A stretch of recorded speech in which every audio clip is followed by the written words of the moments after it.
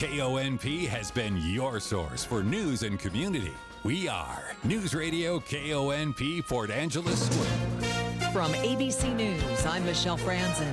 Additional tariffs are set to be announced tomorrow. President Trump calling it Liberation Day for U.S. businesses, but there is growing concern businesses and consumers could get saddled with higher prices on everything, from autos to food and home improvement materials. The White House says President Trump has made his decision on his tariff plan that he'll announce tomorrow in a Rose Garden ceremony. Press Secretary Caroline Leavitt said the president was meeting with his trade and tariff team today, but she wouldn't give specifics on what he's going to release tomorrow, but said the tariffs will be effective immediately. Pushed to address Americans' concerns about prices going up, Leavitt said, "You should trust what this president did for you in his first term. He effectively utilized tariffs while driving down inflation. It was a record low 1.4% when he left office." Karen Travers, ABC News, the White House. 9 Republicans joined Democrats today in a House vote to stop Republican leaders from blocking an impending vote on proxy voting for new parents. House Speaker Mike Johnson expressed disappointment after the failed vote. Let me just make this clear. That rule being brought down means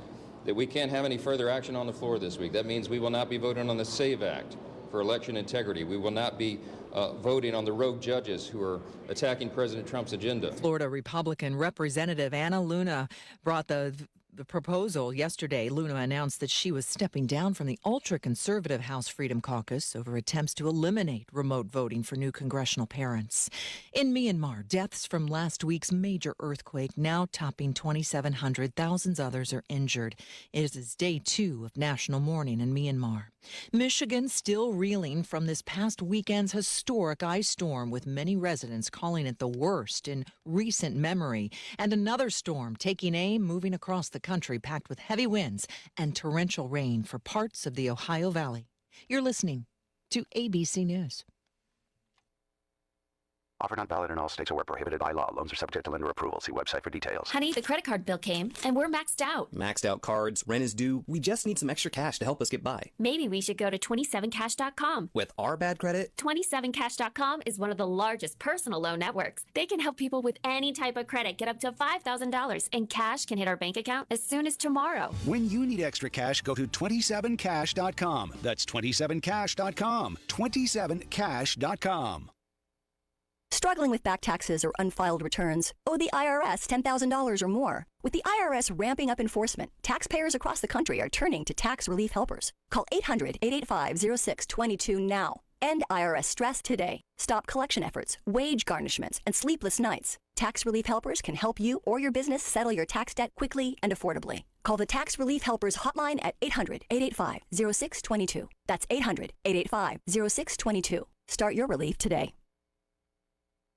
In Boston, jury selection underway for Karen Reed's second trial. We're told this jury selection process could last 2 to 3 weeks, partly because this is a case that has so captivated the Boston area that almost everyone has an opinion about what happened on that snowy night in January 2022. Now, prosecutors say that former finance professor Karen Reed intentionally backed her SUV into her boyfriend at the time, beloved police officer John O'Keefe, and left him to die in the snow. The defense counters that Reed had no part in his death and has instead blamed local and state law enforcement. ABC's Matt Gutman. Lebanon reporting 4 people killed overnight in an Israeli airstrike on an apartment building in the Dakia neighborhood of Beirut, a Hezbollah stronghold. Israel carrying out airstrikes in Beirut for the second time in a week, testing a ceasefire signed with Lebanon just 4 months ago. The Israeli army says it targeted and killed Hassan Badir, a Hezbollah commander also working in the Iranian Revolutionary Guard. The IDF alleges Badir was in charge of directing Hamas attacks against Israeli civilians. The Lebanese government condemning the IDF strike, calling it a violation of its sovereignty. ABC's Jordana Miller in Jerusalem.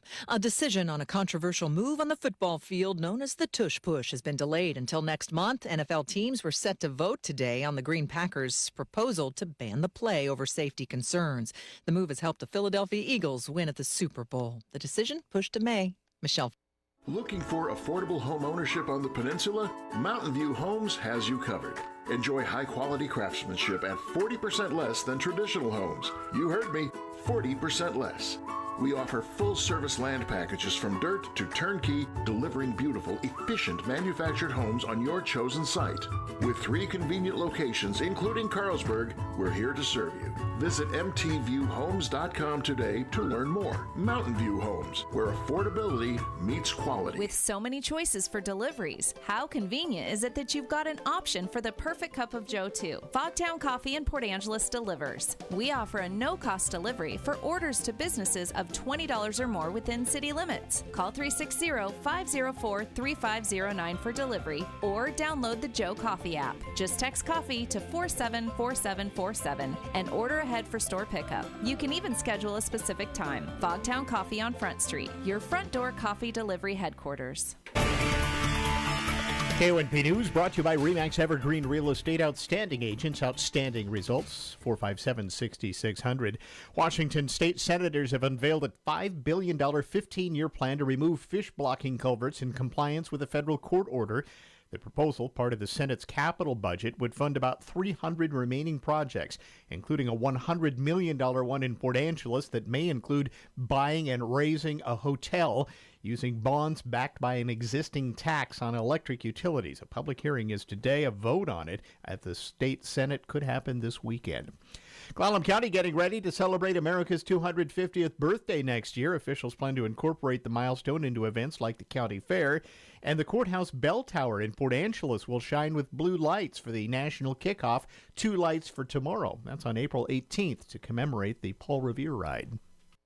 Here's your News Radio KONP forecast, brought to you by Olympic Game Farm. Sunshine mixed with clouds at times this afternoon, with daytime highs approaching 54. Winds out the west, 10 to 15 miles per hour. Slight chance of rain showers tonight. Lows level off around 39. Mainly cloudy skies expected. Cloudy skies with a few peaks of sun tomorrow. Chance of rain showers. Highs level off around 49. Mainly sunny skies and dry Thursday and Friday. Low 50s Thursday, mid 50s by Friday. Take a look at the extended forecast. 60 Saturday, 59 Sunday, and 56 on Monday. That's a look at your forecast. I'm meteorologist Paul Trombley. Right now, 55.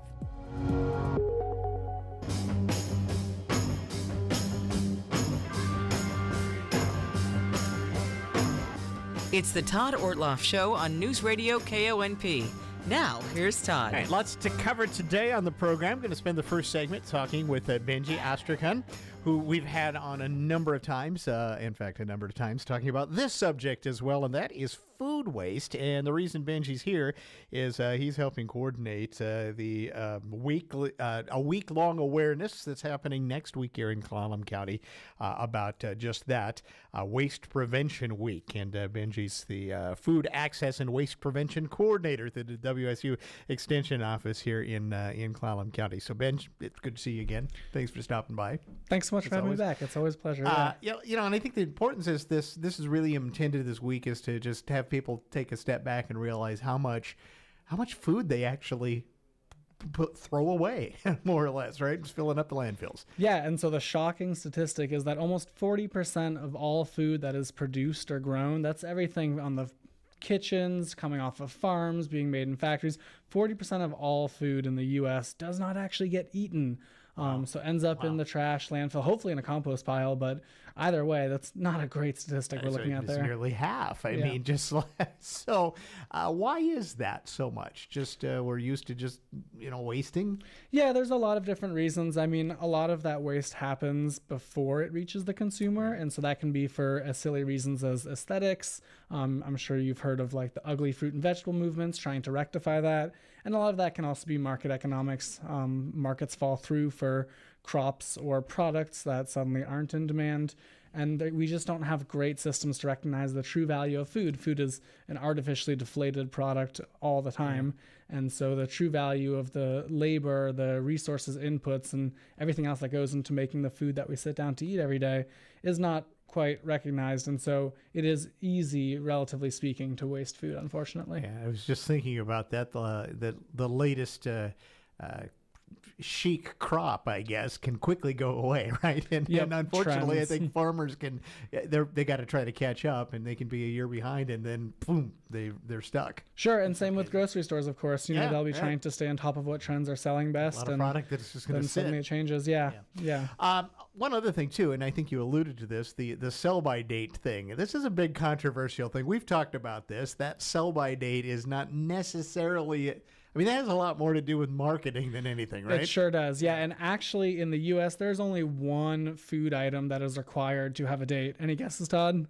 I don't know. I would milk be close? It is infant formula. That is the only thing that is required to have a date per the U.S. Department of Ag, which controls that kind of thing. So all other dates that consumers see on products are used by or best by. They're recommended dates. They're from the manufacturer. They're intended to communicate when food is best by, but not that the food has gone bad after that date. And so really the recommendations are to use your senses, sniff, taste, look at, feel the food if it's after the date, and make a determination. And pay more attention, I think, if there's a date on there when it's been processed, or when it was put together, or when that package was shipped. I mean, whether it'll say that too, right? Totally. Yeah. And like canned food is widely dated, and again, that's all best use by dates. And so we know that food that's been processed to be shelf stable and canned is going to last a long time after that date. There are telltale signs, if cans are rusting or kind of swollen or leaking. Those are clearly indicators of food gone bad. But so much of the time, the food that we are accustomed to throwing out because the date has passed, it's perfectly good food. And so a lot of the work happening this next week, but really year round, is about challenging our traditions or our expectations around food and relearning some of the kind of pop knowledge to understand that food is valuable, food is important. It's a resource that obviously we all need every day throughout the day, sometimes many times throughout the day if you're a big snacker like me. But we need to value our food and use it, and we'd much rather consume it or process it into other products if it's past its ideal use in its current form. All right, so let's dive into what you have planned next week to kind of help with some of this awareness. Yeah, so this morning I was with the county commissioners. They gave me a proclamation to recognize food waste, which is always very exciting. And then next week on Wednesday, April 9th, we'll be at the Port Angeles Food Bank. They have a commercial kitchen that they've been working on over the last couple of years, a beautiful commercial kitchen in which they're able to process food that is maybe not fit for directly giving out to food bank clients. And so they can make food last a lot longer. And so we're going to be there with a zero waste recipe where we'll be letting folks taste something that was made with ingredients that might have otherwise been wasted. And when you say that, I mean, people go, ooh, does that mean like it was in the garbage? No. No, you're talking not about at all. what you said before, is maybe it's fruit that doesn't look right. Correct. It's totally fine cosmetically, though it may not be pretty. Yeah, I mean, we're on the first day of April. It's not quite the agricultural farm season yet, but there's still so much good local food coming off farms. It's just not always as picture perfect as we think food should be. But again, we're challenging those conventional images of what food should look like. And we know that cabbage is perfectly good if you peel off a layer or two and maybe process it into kraut or something. Yeah. Okay, can you give us a hint as what you're making with this zero waste recipe? We actually, and this is the fun part, we haven't actually decided yet because we're going to go to the food bank and we're going to see what's in the cooler and we're going to see what there is that's at risk for being wasted, and then we're going to transform that into something. And so that's even better. I mean, that really is kind of walking the walk, right? Yeah. What you might do in your own house. If you Absolutely. As someone who loves cooking and has a massive pile of cookbooks, I really like to scratch cook and, figure out what's in my fridge, what needs to be used, and how can I transform it into a delicious meal, even if at its current state in my fridge, it's not the prettiest, but I still know that it's good food, and I would much rather be using it and eating it than tossing it out. All right, so that's next Wednesday, the 9th, April 9th, from 10 a.m. till 2 p.m. at the PA Food Bank. They're out there near Walmart. Can't miss them. And then one I think that a lot of folks are keenly interested in happens later that same day, and that's a big composting workshop. And this is specifically directed at food composting, correct? Yeah, so this is a continuation of workshops I did with the Port Angeles Library last year. We did several across the library system.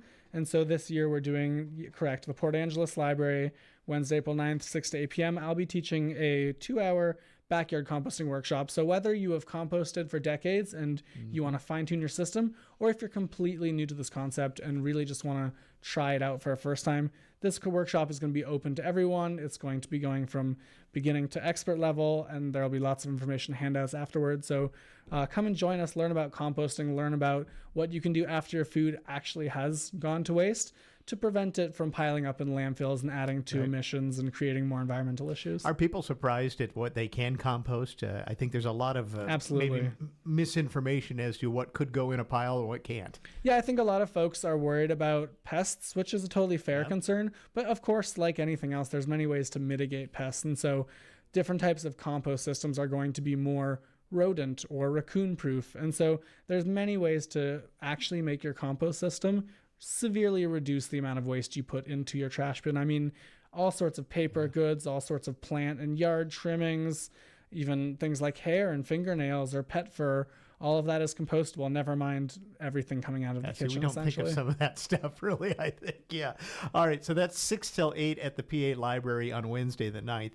You're also going to be set up again at the Farmers Market that next weekend. Not this weekend, but next Saturday, a week from Saturday. Yep, and so on April 12th, I'll be at the Farmers Market during their standard hours, 10 to 2. I'll have all sorts of information and resources down there. Come say hi, come chat, take home a free composting booklet, hear about the newest and latest and greatest in food waste prevention here in Clallam County.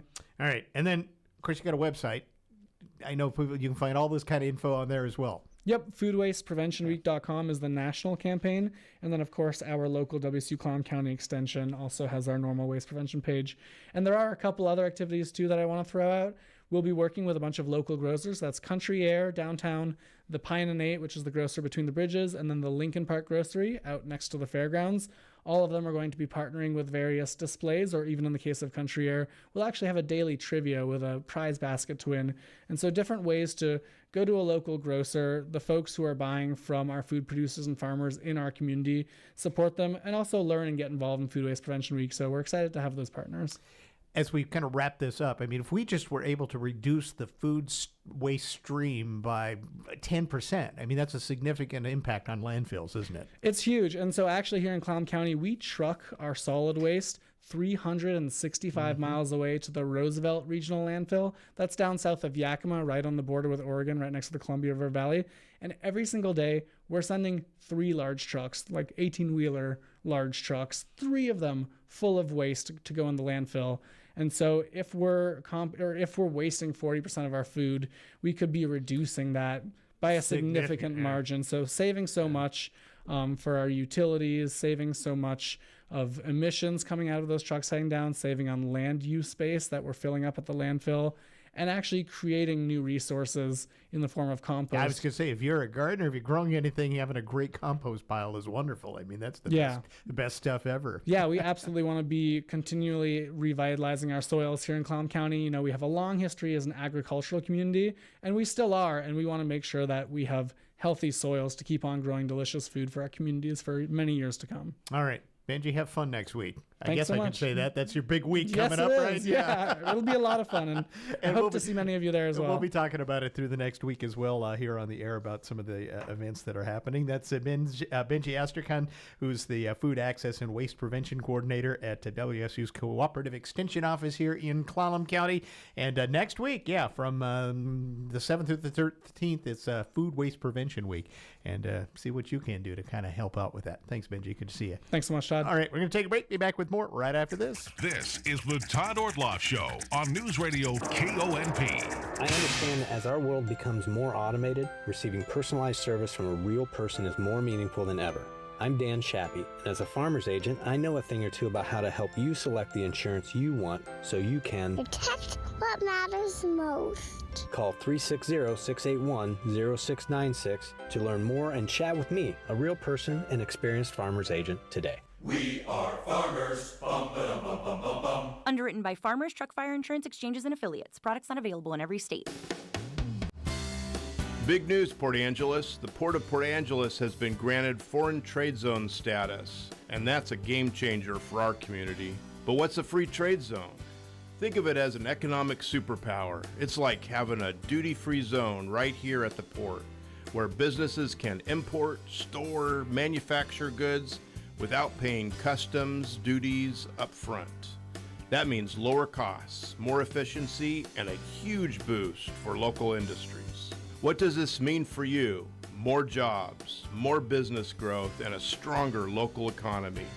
Manufacturers and global companies now have an even bigger reason to set up shop right here in Port Angeles. The Port of Port Angeles Foreign Trade Zone is open for business. Let's grow together. Learn more at portofpa.com. Port Angeles, where opportunity meets the open sea. Here's the truth. Too many are still being denied access to the futures we all deserve. That's why the National Association of Realtors is fighting to make fair housing a reality. We are 1.4 million realtors sworn to uphold a code of ethics that sets a higher standard for fairness in housing than federal law. Together, we'll hold each other accountable until the fight for fair is won. Because this ad won't end discrimination in real estate, people will. Realtors are members of the National Association of Realtors. That's who we are. Hey, when it comes to transforming your home, color's everything. And at Angelus Milk and Hartnagel's, your favorite employee-owned stores, we've got the expertise and the perfect paint to bring your vision to life. At our stores, you'll find dedicated paint specialists ready to help you choose the right paint, stain, or coating to beautify and protect any surface. Whether it's walls, decks, cabinets, or fences, we've got the knowledge to make sure your project shines. Are you not sure what sheen to use? Need precise color matching? Or do you want to prep like a pro so every stroke sticks and lasts? No worries. From expert application tips to the best brushes and rollers, we'll set you up for success without wasting a single drop. And because paint quality matters, we proudly stock Rada and Sherwin-Williams crafted Best Look paint. Painting is one of the easiest DIY projects you can tackle, so let's make yours a masterpiece. Visit lumbertraders.com for more info, and as always, we deeply appreciate you for shopping local and employee-owned.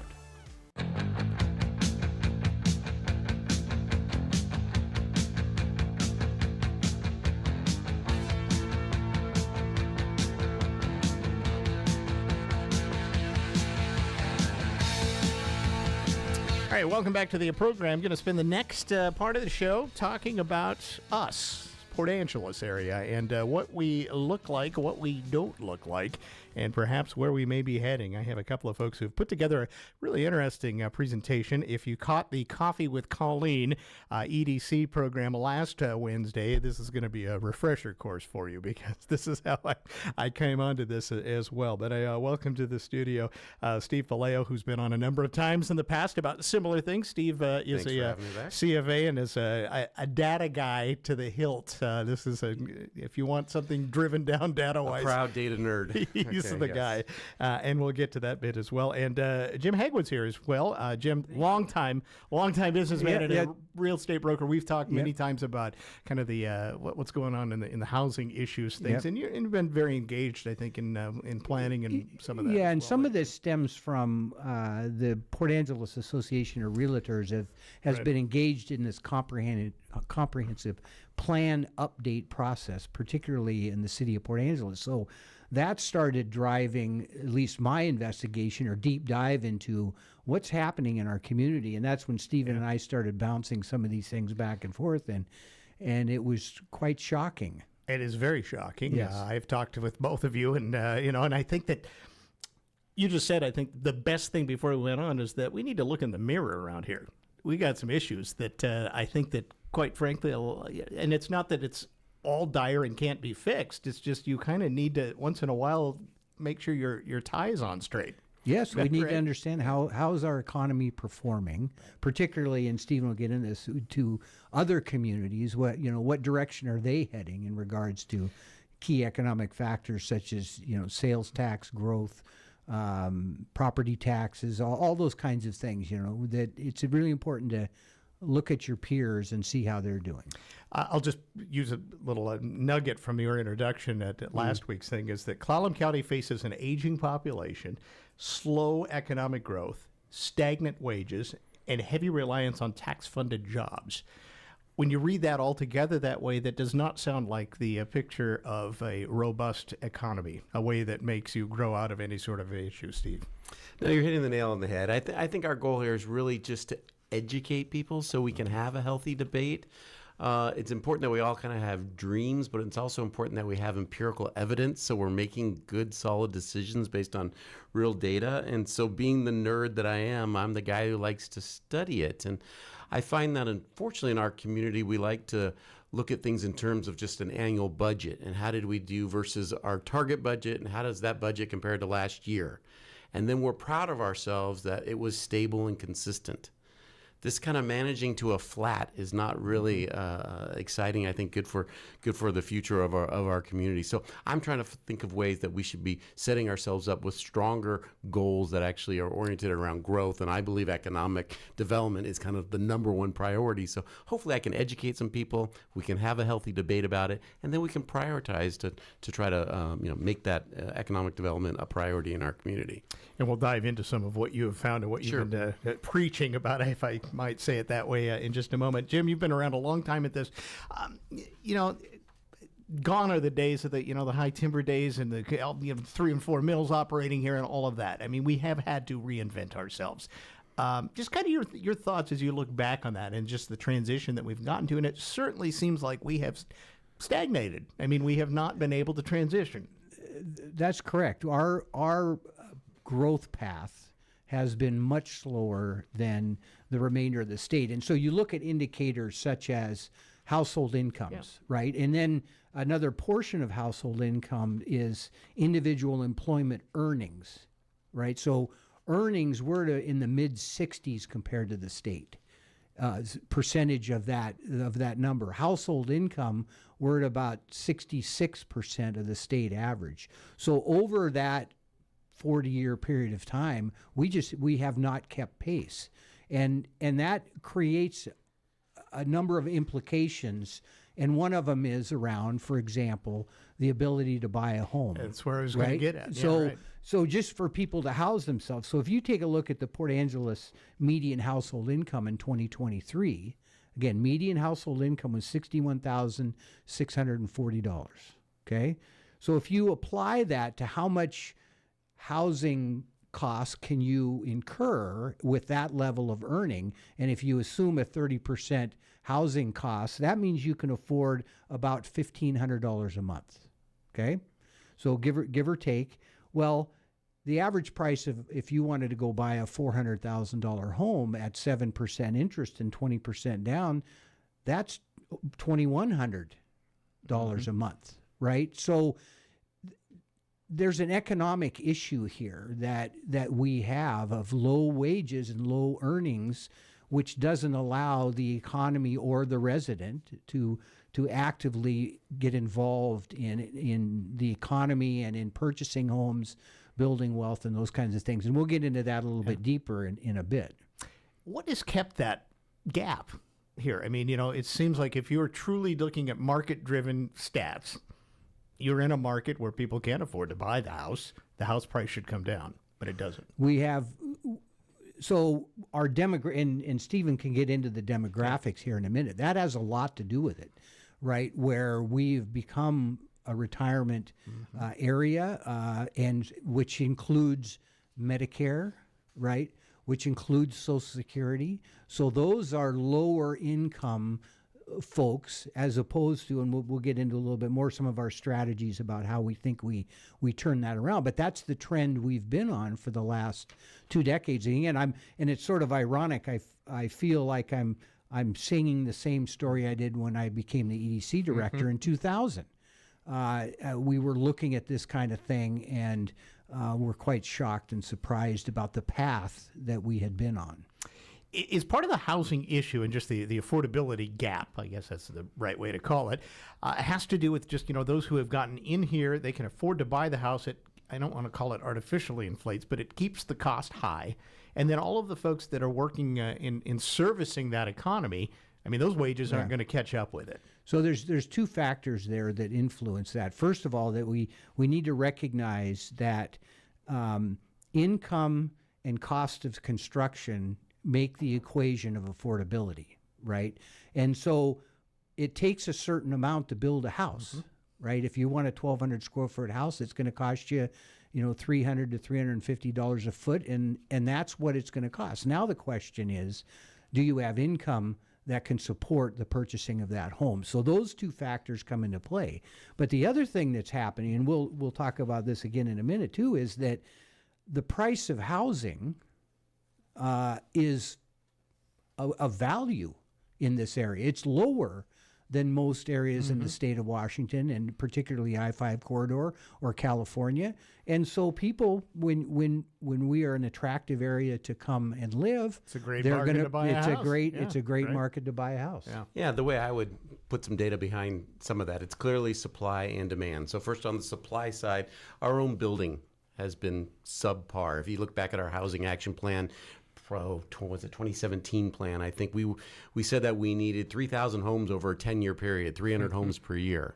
You know, we've been averaging roughly about 40 to 50 per year. So on the supply side, we're not missing it. I mean, we're just really missing it. We really missed it from that perspective. Now, who knows if the 300 number was a little maybe too high and too aggressive, but still, we clearly didn't build a lot on supply. Then on the demand side, which Jim's hinting to here, is if you look at some of the demographic data, it turns out in Clallam County, the population grows by about 700-800 people a year, okay?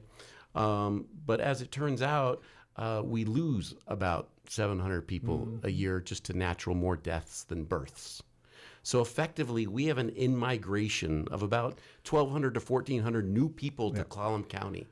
These new people, a lot of them are climate refugees that are coming here, and they're seeing a $400,000, $500,000 house and actually seeing it as relatively cheap. So I like to say that if you grew up here and you're competing with your high school buddy to buy your first house, you're not actually competing with them. You're competing with the climate refugee from California who sees $500,000 as a bargain. So again, it's both supply and demand that are causing some of our housing issues. All right, I'm going to take a break. I want to come back. I want to talk about some of those demographic issues, and then also the notion: can we build our way out of the housing part of it, as well as can we build an economy out of this thing as well? So we'll chat a bit more with Steve Palaio, who's a data nerd. I guess I'll use your word for it as well. I love that term.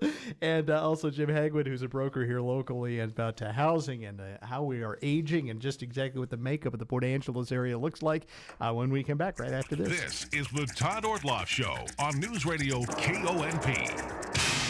Check Up on Health, presented by Olympic Medical Center. Check Up on Health with Chris Whitting. The average American spends nearly $1,000 a year on prescription drugs. But Dr. Edward Giardini, author of How to Save on Prescription Drugs, says smart consumers can save money fairly easily. You always want to know what the retail price of the drug is before you use your benefit card, and shopping in general can really pay off. Local retail pharmacies prices can be 3 or 4 times higher at one pharmacy or drugstore compared to the next. So you really need to shop around. If you expand your sphere of shopping to include mail order and online pharmacies, you can even get better prices. The biggest money saver of all? Ask your doctor if simple changes in your diet and lifestyle could help reduce or eliminate your need for a prescription drug. With Checkup on Health, I'm Chris Whitting. Every second matters. When you or your loved one shows symptoms of a stroke, seconds matter. At Olympic Medical Center, we've been recognized with acute stroke certification, which means we're prepared the moment you arrive with stroke symptoms. For immediate, expert stroke care, trust Olympic Medical Center is always acute stroke ready. Learn more at olympicmedical.org/stroke ready. ABC News, I'm Michelle Franzen. President Trump putting the final touches on his tariffs plan, the White House says, and urging Senate Republicans to hold the line as Senate Democrats mount an effort to block the president from imposing tariffs on Canada, a key ally and trade partner. Press Secretary Caroline Leavitt earlier on the president's strategy. A tariff will be a tax on these foreign nations, these foreign companies, and if they want to be absolved of that tariff, then they can come here to the United States of America to do business, bring their jobs here. Most economists say consumers will end up paying the price. Canada's prime minister, along with the European Union leaders, are vowing to respond if U.S. tariffs kick in. Sweeping layoffs have begun at Health and Human Services. That agency includes the FDA and CDC 10,000 job cuts are expected. More than 2,700 people now confirmed dead following Friday's earthquake in Myanmar. The U.S. has pledged to send aid. And on Wall Street, stocks ended mixed due to concerns over tariffs. This is ABC News. Here's your News Radio KONP forecast, brought to you by Olympic Game Farm. Sunshine mixed with clouds at times this afternoon, with daytime highs approaching 54. Winds out the west, 10 to 15 miles per hour. Slight chance of rain showers tonight. Lows level off around 39. Mainly cloudy skies expected. Cloudy skies with a few peaks of sun tomorrow. Chance of rain showers. Highs level off around 49. Mainly sunny skies and dry Thursday and Friday. Low 50s Thursday, mid 50s by Friday. Take a look at the extended forecast. 60 Saturday, 59 Sunday, and 56 on Monday. That's a look at your forecast. I'm meteorologist Paul Trombley. Right now, 55.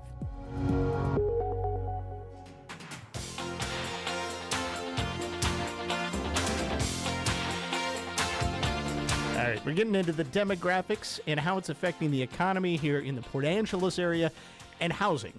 It's all interconnected. I mean, I think we can all pretty well agree on that. Steve Palaio's one of my guests, Jim Hagwood, my other guest. And Jim, I want to go back to you and let's talk a bit about where housing is right now. And one of the things, and I think it's obvious, I look at the front page of the newspaper, even this week, the city of Sequim is building a lot of single-family homes right now. Yes, they are. Port Angeles, not building much at all. Yeah, so the two cities are sort of taking diverse paths towards this. The city of Port Angeles has done a tremendous job and has made a lot of progress rewriting code and prioritizing and even incentivizing ADUs, duplexes, triplexes,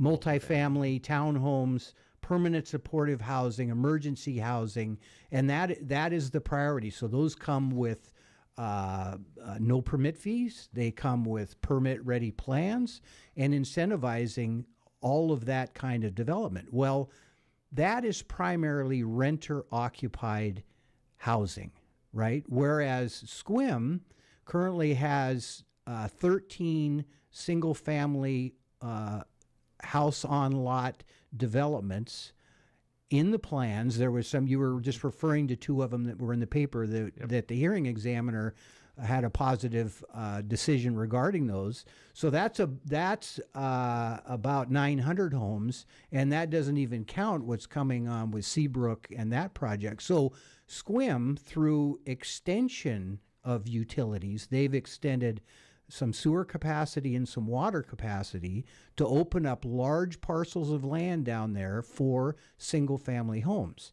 And the case that Stephen and I have been making, particularly regarding this demographic issue, is we want to have families come to our area. Both Port Angeles and Sequim are building brand new schools. We're going to be, $140 million of new schools that require families to be here. So families want to live in owner-occupied single-family homes with a backyard and good schools and good parks and all of that. So we were surprised when we were observing the different paths that the two cities are on. And the other point that I want to make was in this, so when you talk about demographics and you talk about, well, what kind of people, what are the income levels for people that live in an owner-occupied home? So in Port Angeles, that's about $73,000 a year. A household income when someone is living in an owner-occupied single-family home. A renter living in a rental-occupied unit in Port Angeles makes about $34,000 a year. Significant difference. So the people that are, and we talk about one of our recommendations, and we see a lot of it in the real estate industry, is virtual workers, people that are either employed with another company, but they're working from their home, because you don't have to live where you work anymore. You can live where you want and export that knowledge, or they're operating a virtual business or a business from their home, and those are typically high earners that are buying single family homes. So this was a real sort of the alarm bell went off a little bit for Stephen and I when we were looking at this was the divergent paths that these two communities are on, and that we see, those people that are higher household incomes, they're going to be attracted to SQUIM. Before we get to the demographic part, the question is though, can Port Angeles expand? That's been always kind of the issue. SQUIM's got area to do it in. Port Angeles maybe not so much in its footprint. There is area in what's called the Western and the Eastern UGA. So we have not filled out our urban growth boundaries, and this is all of the rules and regulations that are involved in the comprehensive plan and growth management in the state of Washington. But we have land base. They did a land capacity. So there is land out there, but there's a lot of it that is not serviced with utilities, power, sewer, and water to the curb. Right. Right. And that's when subdivisions or new houses will be built, when that's there. All right. So, Stephen, let's talk about kind of the demographics that are behind what Jim was just talking about. Sure. So some of the things you need to realize here, just in terms of, we are an older population here. I'll give you some numbers here. The state average has about 15% of people are 60 years and older. Mm-hmm. We're twice that rate, just so you know. We actually have more people over 70 than we have under 18. So that really speaks to, again, the age that we're talking about. And I think you see this even more acutely when you look at the Port Angeles School District enrollment data. So it turns out in 2005, we had about 4,500 students there. And there was an article in the PDN just in the last week or so that now updated this number that I think we're down around 3,200. So we've had almost a 30% decline in the number of students. That's a direct reflection of fewer families that are coming here. So if we're going to be investing in our schools, hopefully we can get more of our families. And if we can't bring the manufacturing jobs, hopefully we can get more of those remote workers. And then hopefully those remote workers will also be bringing their private insurance, which would then help our number one employer, OMC, find a sustainable business model and get profitability. So you can see these things all start to kind of build on each other. Yeah, how much of this stagnation we've had is exactly that, is that there just has not been the influx necessary. I mean, we've got I think the OMC story is a great example. When you've got 80% of their payer mix is a government-backed payer mix, which is not going to be 100% pay and all of that stuff. Actually, I heard the numbers now up to 84%, and yes, we get paid roughly 75, 85 cents on the dollar. So you can imagine running a business where you lose, I have a negative 20% margin on 85% of your business. It's just not a healthy business. In fact, there was just an article in a Seattle paper that another hospital, Valley Hospital, had to lay off 100 people or so because of pause in some Medicaid spending. So I am nervous that we haven't seen the worst there. Obviously, the hospital is looking for partners to try to survive this, and I worry that even that would identify redundancies and result in some layoffs as well. But yeah, I do fear that we could have less support, less services, and potentially less jobs from OMC. How are other retirement areas? I think we can accept the fact that we're a popular retirement spot. There's nothing wrong with being that, but how do other areas do it? They're not having this sort of problem necessarily. Either one of you. I don't think that, if we were going to try to diagnose the issue, I don't think it's the retirement population that is moving here. If you're involved with Field Arts and Event Hall, if you're involved with the hospital foundation, those people are actively involved in many parts of the community and supporting the community in any way. I think we have a structural household income issue here. And, I don't believe we have prioritized and really, really leaned into opportunities that support companies that are paying above average wage. The marine company, Platypus Marine, on the waterfront is struggling to get into a new building because of issues. They want to employ 50 or more people that are above that average household income. We need to lean into those as a community, figure out how to get them done, and make that the priority, right? I believe we have prioritized a lot of the lower part of our economy, and which has a purpose, it has a right, it has an obligation for us to do that. But I think we've lost sight of those companies that are driving a lot of the higher household incomes, higher wages, family wages, and family employment. So, Stephen, let's talk about just that. You're very traveled. You deal with this sort of thing all the time. So how do you make it work here? How do you get those types of, the lean in, as Jim was pointing out, so you get some of these companies doing business here? I think if there's any theme throughout our presentation is that we're looking for balance. And balance is a reflection of diversity, if you will. So right now, I think we have healthcare, social services, government, schooling, is the majority of the jobs here. So diversity is where I'm going to lean in first of all. Now, obviously, we were heavily weighted towards paper mills and timber, and we saw we lost 170 people. I think was McKinley, was one of the more recent ones. But even Platypus, I understand their employment's up 50% versus pre-COVID. So they're doing well, and they want to hire the next 30, 40 people as well. On the other side, Westport I think had 550 people back in 2012.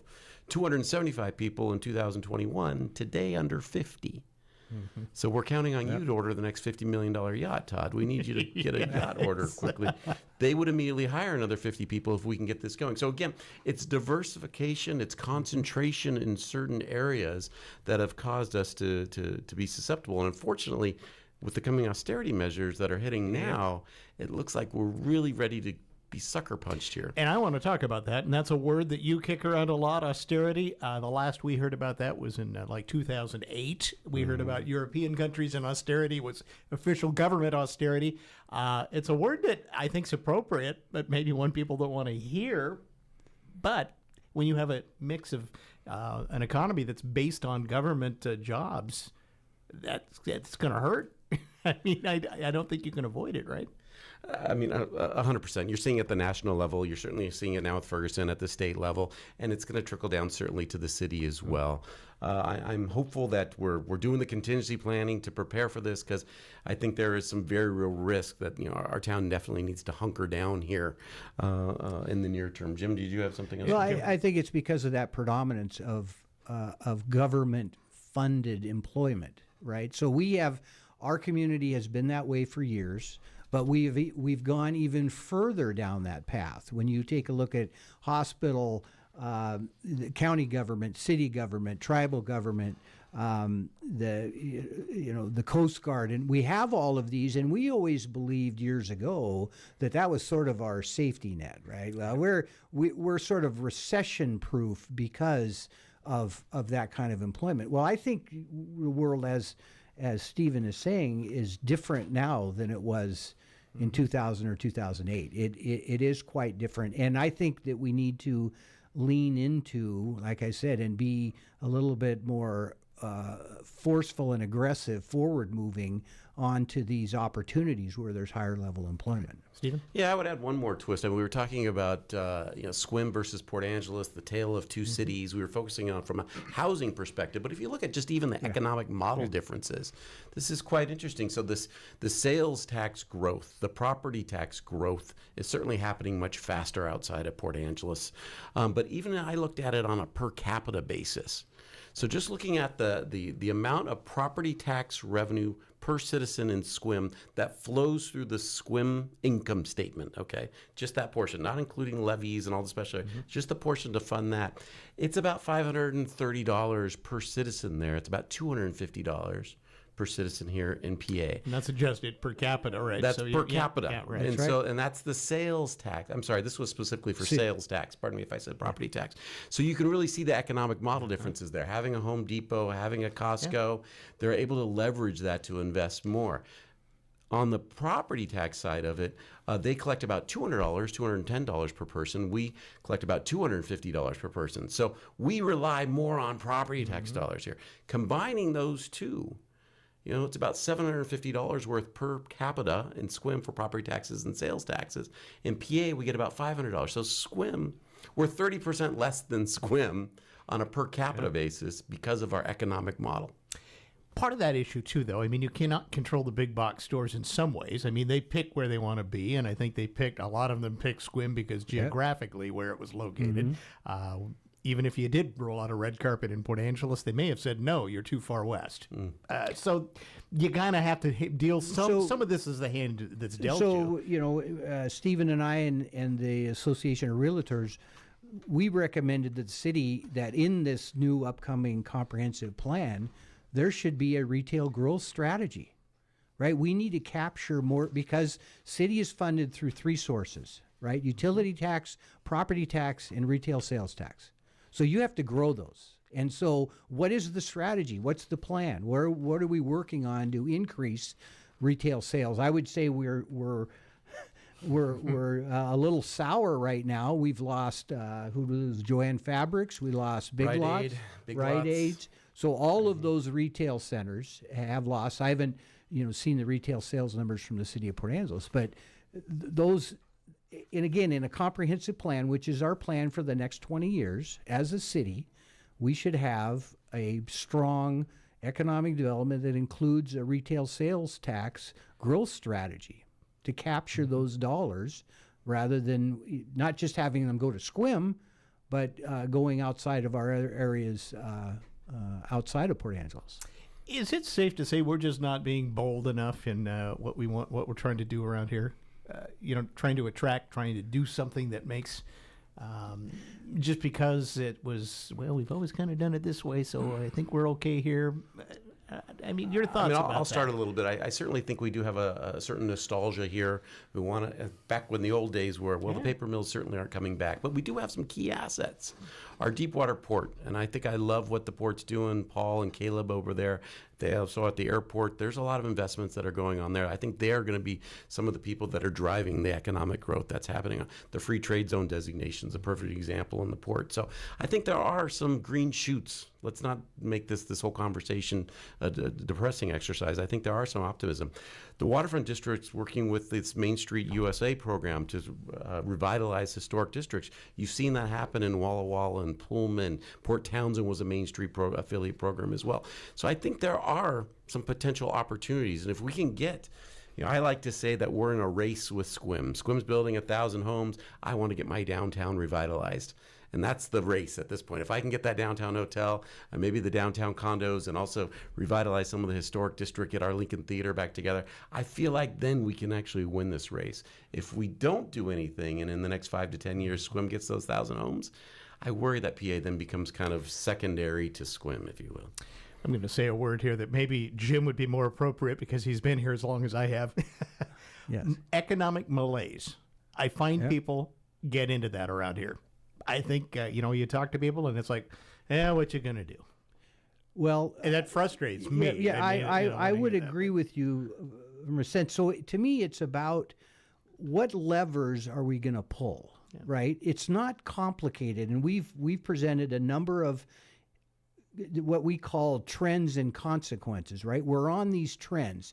One trend that is a concern in Port Angeles is the high percentage of rental units, right? We're at 44% and 56% owner occupied. The state is 64% owner occupied. So that results in a certain economic climate. There are great benefits to home ownership, not just wealth creation and growth and appreciation, but there's freedom. There is huge tax benefits to the cities and municipalities for single-family home building and home ownership. Over time, that's about $20,000 a year on a $500,000 home that gets built. So it's long-term. It's paying every year, right? Added tax base through that property tax investment. So I firmly believe, and again, I'm a proponent of this notion of people are going to live where they want and they're going to work from where they want, right? That's our competitive advantage. That doesn't mean a big industrial complex. That means the kind of lifestyle attributes and amenities that those people are looking for, particularly the families.